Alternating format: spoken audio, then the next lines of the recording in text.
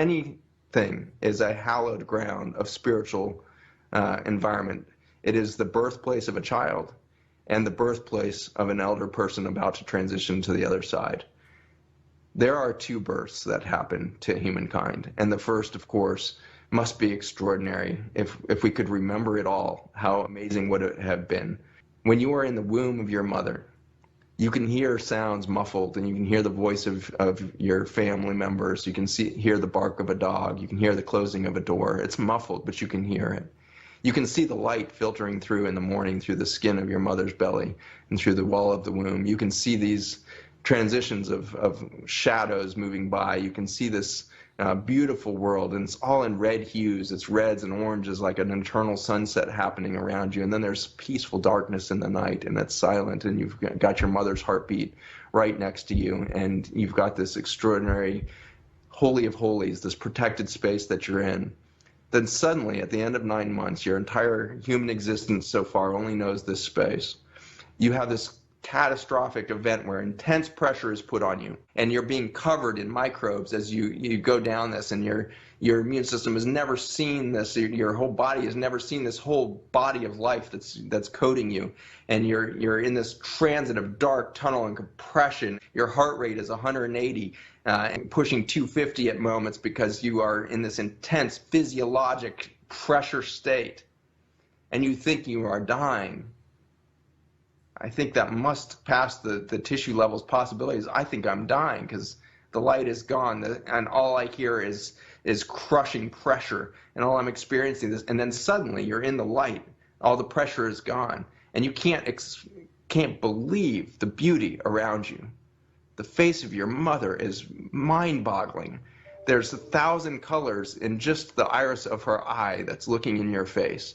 And you're staring at that for a second, and then there's this like halo of light and color from this explosion of filaments out of your mother's head that we call hair, and it's creating these rainbows of color. And so all you can do is stare above your mother's hair and look at that for a while. And then suddenly there's this extraordinary, scene as it unfolds of greens and blues and your first sunset. You can't believe how beautiful the world is. And then we go through a forgetting of the magic that we are alive right now. And we forget that we are in an exquisite miracle of beauty every day. And we are dumbed down to an existence of drywall box with no microbiome diversity into an off-gassing plastic car that off-gasses cyanide and micro toxins into the environment. And we show up in an office building in carpeted cubicles that off-gas carcinogens all day long, and then we go to a grocery store and pick up a bunch of food that was treated with carcinogens before it was harvested, and then we go home and we sit around blue light devices that reset our and screw up our circadian rhythms, and we get depressed and we get disconnected. And then we go through this extraordinary event, and suddenly there's darkness in an ICU, and your eyesight is failing, and you're starting to see things through the glass darkly again, and you see shadows, and you see this, and there's an intense sense of pressure as your body starts to collapse in on itself. You can't breathe, your heart rate's failing, everything's starting to go, and then you go into this dark tunnel. You can hear voices perhaps, and you have this overwhelming sense of biology is being crushed into oblivion right now. And then you come out the other side, and it's more beautiful and more bright than you could have ever imagined. And then suddenly that doctor resuscitates you and pulls you back into the body. And you tell that doctor, it's so much prettier on the other side. I'm ready to go. I'm ready to rebirth. I just found out that I'm fully accepted on the other side. I'm a beautiful creature of light energy, and I am excited to be there. The danger that we have right now is not a virus. The danger that we have right now is that we have sterilized ourselves from death.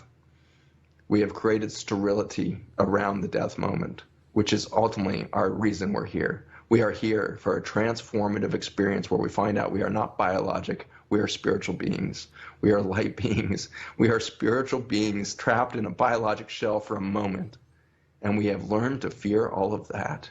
And for that, we are missing the beauty of life. We are missing the beauty of the face of our lovers, of the face of our children. We are missing the beauty of one another. And we are letting each other die alone out of fear of some genetic material that floats through the air and has since the beginning of time. We have the wrong story going on. And it is not a conspiracy theory. It is not some government laboratory. It is the human emotion of fear. And we are afraid of our own death, which is our rebirth. We need to reorient ourselves to life. We need to put into line not just our medical system. We need to put into line our manufacturing and consumer goods industries. We need to put into line our energy and transportation industries in line with biology. It has shown us how to produce energy cleanly. It has shown us how energy is produced at the cellular level. We could do that. We could put all of it back in line. And first and foremost, we need to celebrate life and stop fearing death. And we will act much differently towards each other.